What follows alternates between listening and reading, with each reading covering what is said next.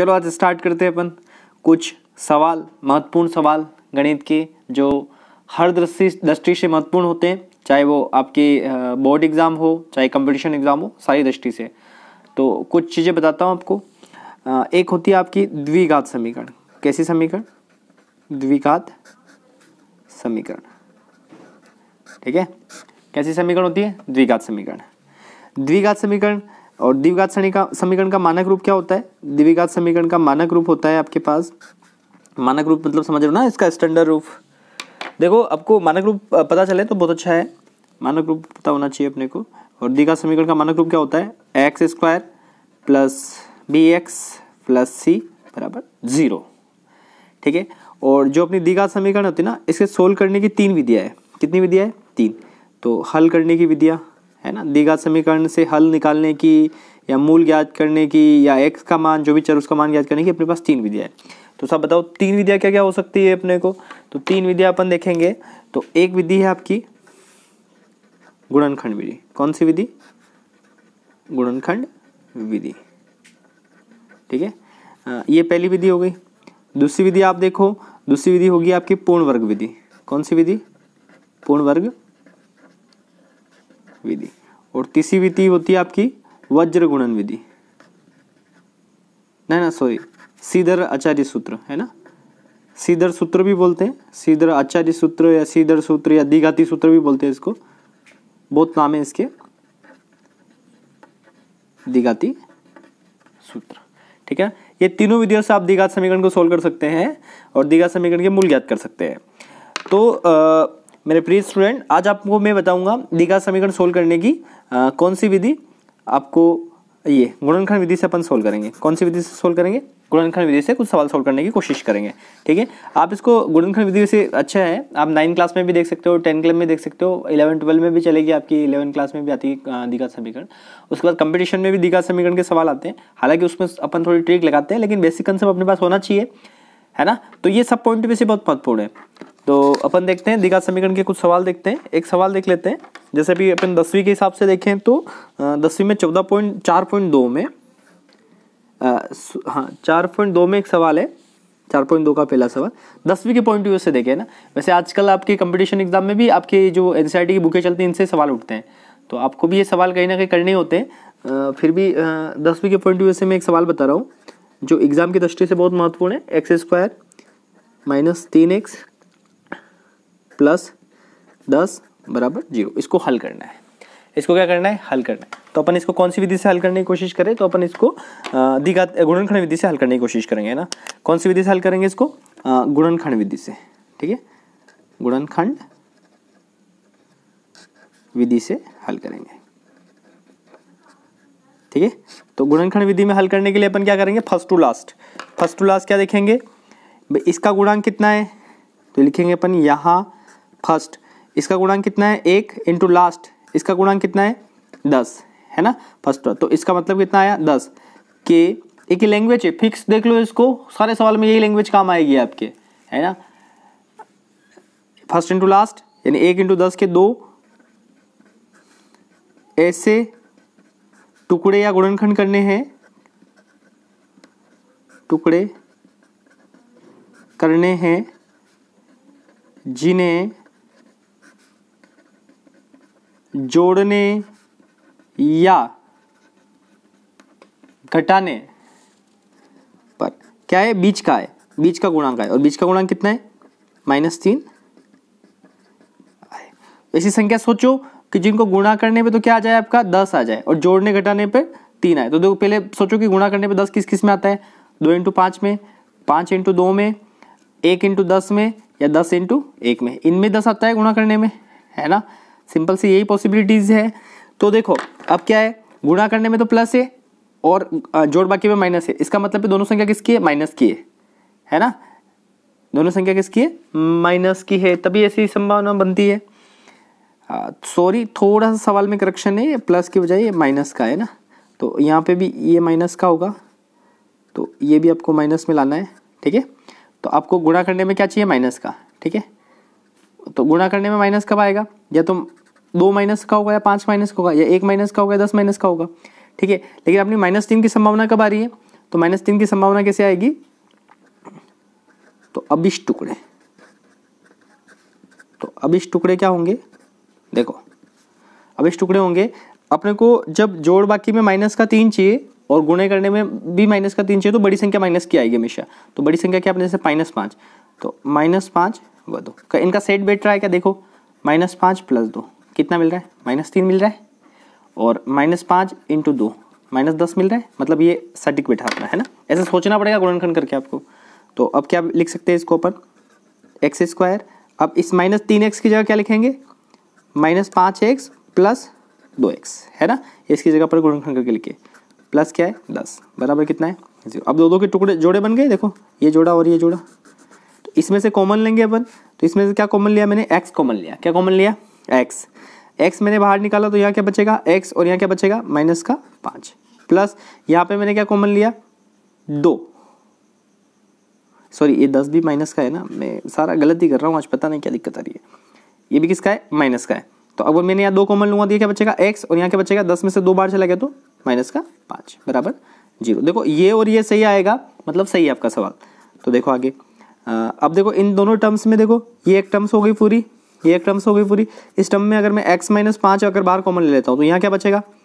x बचेगा, और यहाँ क्या बचेगा? 2 बचेगा, बराबर क्या है? 0। तो इसको क्या लिख सकते हो?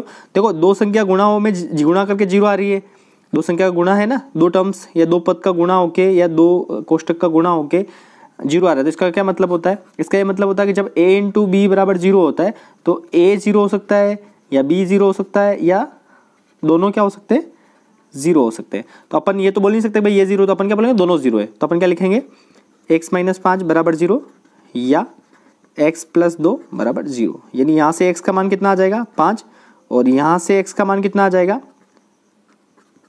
प्लस का 2 उधर गया तो -2। अतः आपका हल, जो आपका हल है, अतः x बराबर कितना आ जाएगा? 5 व -2। तो ये आपके क्या हो गए? आंसर। आई होप कि आपको समझ में आया होगा। मैं एक और सवाल करा देता हूँ इसी रिलेटेड, तो आपको कुछ चीज़ें और क्लियर हो जाएगी अच्छे से। जैसे एक सवाल और अपन देखते हैं, कोई अच्छा सा सवाल देख लेते हैं जिसमें आपके डाउट्स क्लियर हो, क्योंकि मेरी कोशिश यही रहेगी कि मैं कम सवाल कराऊँ लेकिन उन सवाल में आपके डाउट्स क्लियर हो जाए। तो एक अपन प्लस वाला सवाल देख लेते हैं या दूसरे टाइप का सवाल देख लेते हैं। तो एक अन्य सवाल बता देता हूँ आपको मैं, तो आपकी सारी चीज़ें क्लियर हो जाए मेरे हिसाब से। तो 2x - 5x + 3 बराबर 0, इसको हल करना है अपन। तो कौन सी विधि से हल करेंगे? इसको गुणनखंड विधि से हल करेंगे। कौन सी विधि से हल करेंगे? गुणनखंड विधि से हल करेंगे। तो अपन इसको हल करेंगे गुणनखंड विधि से, ठीक है? गुणनखंड विधि से हल करेंगे। तो पहला क्या करना है मैंने बताया, फर्स्ट टू लास्ट। यहाँ फर्स्ट क्या है? इसका गुणांक कितना है? 2, इंटू लास्ट का गुणांक क्या है? 3, यानी 6। 6 के 2 ऐसे टुकड़े करने हैं जिन्हें जोड़ने या घटाने पर बीच का है, और बीच का कितना है? -5, ठीक है? -5 आए। अब सोचो ऐसे टुकड़े क्या होंगे, है ना? सोचो सोचो सोचो, आराम से सोच सकते हो ऐसे टुकड़े क्या हो सकते हैं अपने पास। तो अब इस टुकड़े क्या हो सकते हैं देखते हैं। देखो गुणा करने में क्या चाहिए अपने को? 6, लेकिन जोड़ बाकी में माइनस का चाहिए। तो ऐसा कब हो सकता है? जब गुणा करने में तो प्लस का है और जोड़ बाकी माइनस का है, दोनों संख्या माइनस की हो। तो -2 × -3, ठीक है? एक ये हो सकती है संभावना। एक संभावना क्या हो सकती है? -1 × -6, तो भी प्लस का 6 होगा। अब अपने को क्या चाहिए? -5 चाहिए। तो ये किस कंडीशन में संभव है? इसी कंडीशन में संभव है, क्योंकि -2 और -5 कितना होता है? -2 और -3 कितना होता है? -5 होता है। समझ में आ रहा है ना? -2 -3 ऐसे जोड़ोगे तो -5 आ जाएगा, और -2 × -3 करोगे तो कितना आ जाएगा? प्लस का 6 आ जाएगा। तो अपने टुकड़े क्या हो रहे? -2 व -3, ठीक है? ठीक है साहब, आगे करें। तो आगे क्या आएगा? लिखो इसको आगे। ये 2x² है आपका, माइनस, अब ये -5x की क्या लिखेंगे जगह? -5 की जगह रखेंगे -2x, और फिर -3x प्लस का 3 बराबर 0। अब लघुत्तम देखो कॉमन लेंगे, देखो ये एक जोड़ा बन गया, एक जोड़ा ये बन गया, तो यहाँ से क्या कॉमन लेंगे, मैं 2x कॉमन लूँगा, तो यहाँ से 2x कॉमन लूँगा तो यहाँ क्या बचेगा x, और यहाँ से 2x बाहर चला गया क्या बचेगा माइनस का 1। फिर ये मैंने माइनस कॉमन लिया और दोनों में क्या कॉमन है 3, ठीक है। तो अब देखो यहाँ से तो x बचाएगा, 3 बाहर निकल गया। अब देखो माइनस बाहर है तो ये प्लस माइनस प्लस, देखो प्लस 3 में माइनस 3 कॉमन लेंगे अपन, तो ये क्या बचेगा माइनस का 1। समझ रहे हो ना, कॉमन लेने का मतलब होता है भाग देना होता है एक तरह से उस संख्या में, बराबर 0। तो ये कितना हो जाएगा, अब देखो ये और ये बराबर है, अगर ये और ये अगर सही आ रहा है, यहाँ और यहाँ एक जैसा आ रहा है, तो इसका मतलब अपना सवाल यहाँ तक क्या है, सही है, ठीक है। तो इस पूरी टर्म और ये दो पद बन गए एक तरह से, तो इन पहले दोनों पद में से मैं x-1 कॉमन लूँगा, तो यहाँ क्या बचेगा 2x, और यहाँ क्या बचता है 3, बराबर कितना है 0।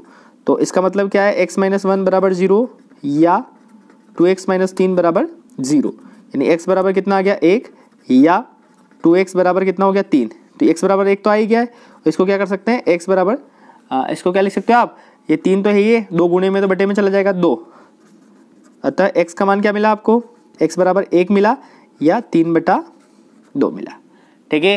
ये सवाल समझ में आए होंगे। तो आपको मैंने द्विघात समीकरण की गुणनखंड विधि समझाई अच्छे से, आई होप को आपको समझ में आया होगा। नहीं समझ में आया तो आप मेरे को एक बार कमेंट करके ज़रूर बताना कि कुछ मिस्टेक रही हो सवालों में, तो आप बताना है कि सर इस टाइप से आप बताओ, या आपकी और कुछ ऐसी समस्या है जिस पर मैं वीडियो बना सकूं, तो आप ये भी बताना है कि सर इस पे वीडियो बनाओ, हमारी ये समस्या है, तो मैं कोशिश करूँगा उस पर वीडियो बनाऊँ। और देखो ये जो वीडियोस वगैरह बनाते हैं, इसका मेन मकसद ये होता है कि कहीं ना कहीं आपको हेल्प हो। अब आपको हेल्प हो रही है या नहीं हो रही है, ये मेरे को कैसा पता चलेगा, क्योंकि जैसे ऑफलाइन होता तो आप मेरे सामने होते तो मैं देख सकता था, या टेस्ट वगैरह जो भी हो सकता था उससे अपन देख सकते थे कि हाँ आपको वास्तव में समझ में आ रहा है कि नहीं आ रहा है, व्हाटएवर जो भी है। लेकिन ऑनलाइन में तो ऐसा कुछ संभव नहीं है। तो ऑनलाइन में ऐसा संभव जरूर है कि आप अपने जो कमेंट होते हैं ना, उस कमेंट सेक्शन में आप कमेंट करो मेरे को कि सर समझ में आ रहा है, नहीं आ रहा है, सर क्लास में क्या दिक्कतें हो रही है, क्या नहीं हो रही। अगर सारी चीज़ें आप मेरे को बताओगे ना खुल के, तो शायद मैं भी पॉसिबल कि मैं भी थोड़ा बेस्ट बना पाऊँ आपके लिए, क्योंकि एक तरह से बना ही रहा हूँ वीडियो, तो क्यों ना अपन बेस्ट ही बनाए। और आप पढ़ ही रहे हो, तो क्यों ना बेस्ट पढ़े, है ना। तो कोशिश करना आप भी, और मैं भी कोशिश करूँगा। आप ये कोशिश करना कि आप जब वीडियो देखते हो उसमें कुछ ऐसा लगता है, आपको समझ में आता है, तो आप मेरे को एक बार कमेंट करके बताओगे हाँ सर ये समझ में आ रहा है, जो भी है। और मैं भी कोशिश करूँगा कि और बेस्ट वीडियो आपके लिए लेके आऊँ, है ना। तो अभी तो आपके जैसे 10th वालों की बात करें, 2022 का जो ईयरली एग्ज़ाम है 10th क्लास के लिए, तो लगभग आपके सर पे है, लगभग आ ही गया है एक तरह से, 31 मार्च से शुरू हो रहा है आपका। तो आपके लिए भी वेरी बेस्ट ऑफ लक, आप बहुत अच्छे से तैयारी करो। और जो बाकी लोग भी है जो इस वीडियो को 2022 के जो 10 के एग्जाम, इसके अलावा भी लोग बहुत सारे देखेंगे, तो उनके लिए भी यही कि जब जब भी इस वीडियो को देखो तो आप कोशिश करो कि अगर कुछ भी इसमें लगता है आपको समझ में आता है नहीं आता है, तो आप एक बार मेरे साथ शेयर करोगे तो भी मेरे को पता चलेगा और मैं अपना बेस्ट दे पाऊंगा, ठीक है। तो मिलते हैं नेक्स्ट वीडियो में, अच्छे से पढ़ते रहो, ठीक है।